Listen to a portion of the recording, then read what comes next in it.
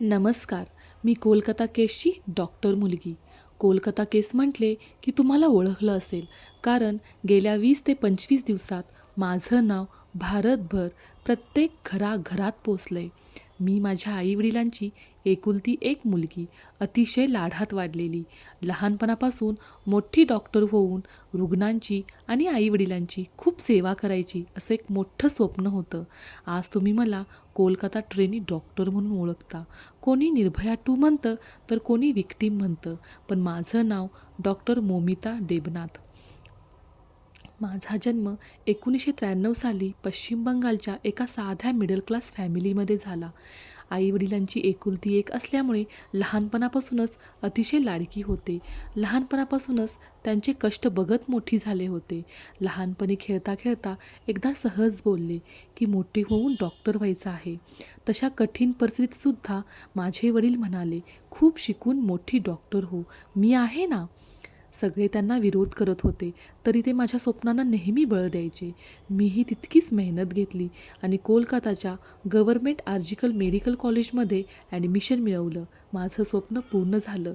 माझे आईवडील देखील खूप खुश होते. हळूहळू माझी MBBSची डिग्री पूर्ण झाली. पण मला मास्टर्स करायचे होते. मला पुन्हा त्याच कॉलेजमध्ये ॲडमिशन मिळालं आणि बघता बघता फर्स्ट इयर पूर्ण झालं. आणि दुसऱ्या वर्षात मी प्रवेश घेतला. माझे आई-वडील आणि आम्ही खूप खुश होतो, कारण लवकरच आम्हा सगळ्यांचे स्वप्न पूर्ण होणार होतं. बघता बघता 2024चा ऑगस्ट महिना आला आणि माझी 36 तासांची ड्युटी सुरू झाली. 36 तासांची ड्युटी सुरू असताना आम्ही घरी जाऊ शकत नाही. सतत काम करावे लागतं आणि मध्ये-मध्ये छोटे ब्रेक मिळतात. त्यामध्ये खाणं, पिणं सगळं हॉस्पिटलमध्येच होतं. त्या रात्री 11 वाजता मी घरी फोन केला. आईशी माझं बोलणं झालं. त्यानंतर मी व माझे सहकारी मित्र नार्को आणि सौमित्र यांनी मिळून जेवण ऑर्डर केलं. आम्ही जेवलो. त्यानंतर आमचं ठरलं की नीरज चोप्राची लाईव्ह ऑलिम्पिक मॅच बघायची आणि ठरल्याप्रमाणे आम्ही तिघंही 3ऱ्या मजल्यावरील सेमिनार हॉलमध्ये गेलो, कारण TV तिथे होता. आम्ही तिघांनी मिळून लाईव्ह मॅच बघितली. त्यानंतर नार्को आणि सौमित्र तिथून निघून गेले. नंतर नेहमीप्रमाणे मी माझा अभ्यास करत बसले होते. तोपर्यंत एक स्टाफ मेंबर आले. त्यांनी एका पेशंटविषयी डिस्कशन केलं आणि ते गेले. तोपर्यंत सगळं काही ठीक होतं. मला तीळ मात्र देखील अंदाज नव्हता की पुढे माझ्यासोबत काय होणार आहे. रात्री 2:30च्या आसपास माझं माझ्या एका चुलत बहिणीशी बोलणं झालं मेसेजवरती आणि नेहमीप्रमाणे मी माझी डायरी लिहिली आणि झोपले. मी रोज माझी डायरी लिहायची. डायरीमध्ये मी माझे फ्युचर प्लॅन्स, माझी आई-वडिलांसाठीची बघितलेली स्वप्नं हे सगळं त्याच्यामध्ये लिहिलेलं होतं. पहाटेची 4 वाजले असतील आणि मला कोणीतरी घाणेरडं स्पर्श करतंय असं जाणवलं. लगेच मला जाग आली. मी व्यवस्थित जागीसुद्धा झाले नव्हते. इतक्यात तो राक्षस माझ्यावर असा हल्ला करू लागला की मला प्रतिकारसुद्धा करता येईना. त्यानं माझ्या शरीराचे अक्षरशः लचके तोडायला सुरुवात केली. मी खूप प्रतिकार केला. खूप आरडाओरडा केला, पण तिथं माझा आवाज ऐकणारं कोणी नव्हतं. माझा आवाज कोणापर्यंत जात नव्हता, कारण सेमिनार हॉल हा साऊंडप्रूफ होता. 10 ते 15 मिनिटाच्या प्रतिकारानंतर मी थकले. माझं शरीर हळूहळू थंड पडत होतं. माझ्यासोबत कोण काय करते आहे याचं मला काहीच समजत नव्हतं.